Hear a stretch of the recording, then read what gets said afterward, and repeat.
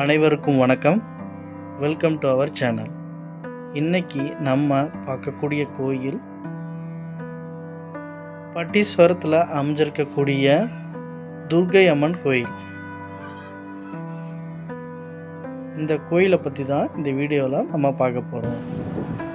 வாங்க வீடியோக்குள்ளே போகலாம்.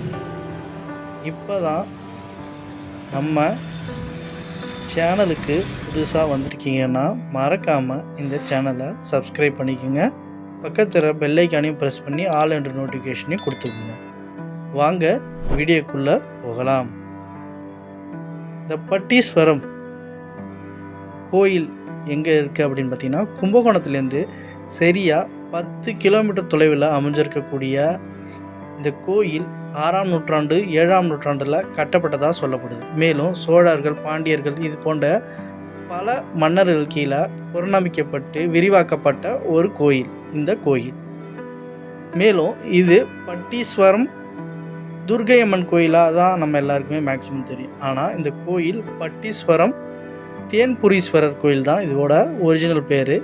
இங்கே துர்க்கை அம்மன் இருக்கிறதாலையும் துர்க்கை அம்மனோட புகழ் ரொம்ப அதிகமாக பேசப்பட்டதால தான் இந்த கோயில் பட்டீஸ்வரம் துர்க்கை அம்மன் கோயில் அப்படின்னு நம்ம அழைக்கிறோம். அதுவும் இந்த இடத்துக்கு பேராகவும் வந்துருச்சு. நம்ம பார்க்கறது தான் பட்டீஸ்வரத்தில் இருக்கக்கூடிய துர்க்கை அம்மனோட ஆலயத்தோட முகப்பு.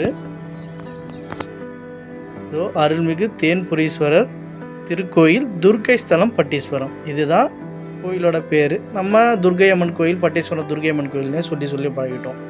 இந்த கோபுரத்துக்கு நேராக நம்ம பார்க்கக்கூடிய, நீங்கள் உள்ளே போனோடனே கோபுரத்து வழியாக உள்ளே போன உடனே நம்ம பார்க்கக்கூடியது இந்த கோயிலுக்கு சிறப்பு வாய்ந்த இடத்துல அமைஞ்சிருக்கக்கூடிய துர்க்கை அம்மனை தான் நம்ம பார்ப்போம். இங்கே ராகு கேது தோஷ பரிகார ஸ்தலமாகவும் இந்த ஆலயம் விளங்குது. மேலும் இங்கே இருக்கக்கூடிய துர்க்கை ராகு கேது தோஷத்தை விளக்கக்கூடிய சக்தியை இறைவனிடம் பெற்றதாகவும் சொல்லப்படுது.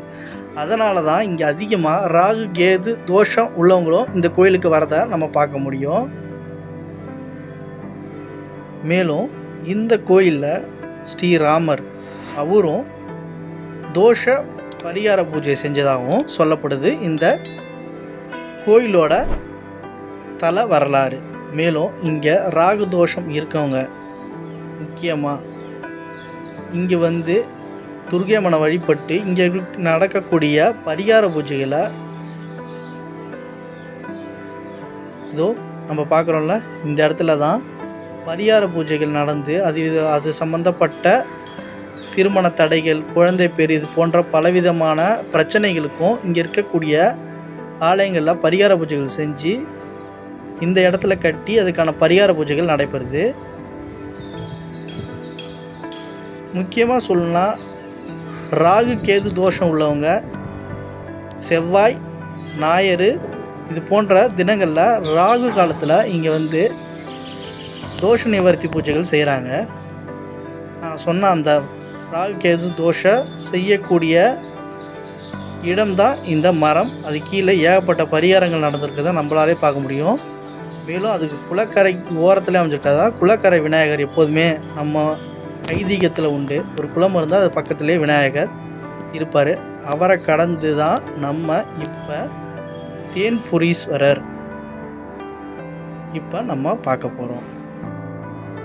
இதுதான் தேன்புரீஸ்வரர். இவர் தான் இங்கே மூலவராகவும் அமைஞ்சிருக்காங்க. அம்பிகையாக ஞானவாம்பிகை நமக்கு இங்கே காட்சியளிக்கிறாங்க.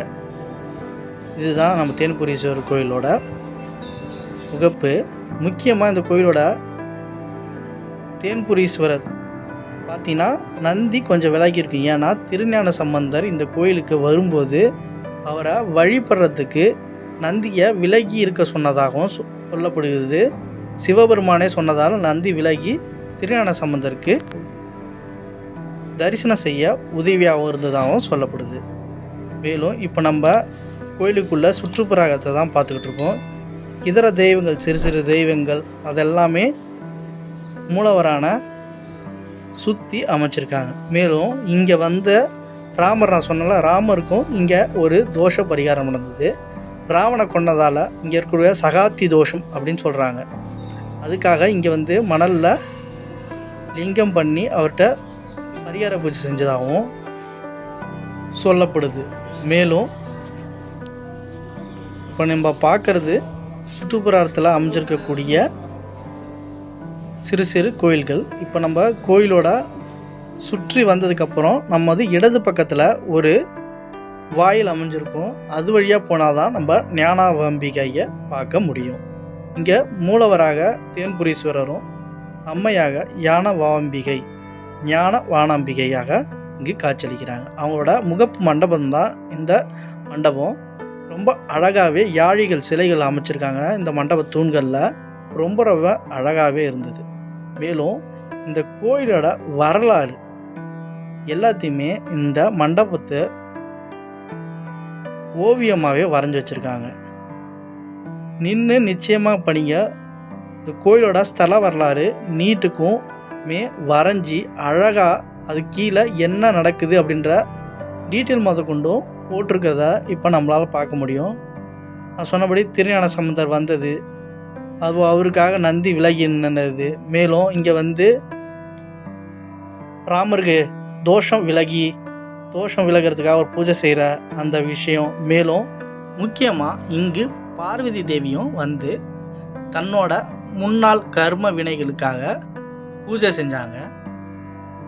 அவங்க மட்டும் தனியாக வந்ததால் காமதேனு அவங்களோட பெண், அதாவது பெண் பசு, அதோட பேர் பட்டி, அது கூட வந்து பார்வதி தேவிக்கு உதவி செஞ்சதாகவும், மேலும் பார்வதி தேவியோட தவத்தை மெச்சி சிவபெருமான் இங்கு துர்கை அம்மனா நீரு அப்படின்னு சொன்னதாகவும் சொல்லப்படுது. மேலும் பட்டீஸ்வரம் அப்படின்னு பேர் வர்றது முக்கிய காரணமே அந்த பட்டி சொன்னோம்னா காமதேவியோட பெண் பசு வந்து டெய்லியும் சிவலிங்கத்துக்கு, மண்ணால் செய்யப்பட்ட சிவலிங்கத்துக்கு வந்து பால் வந்து தருமா.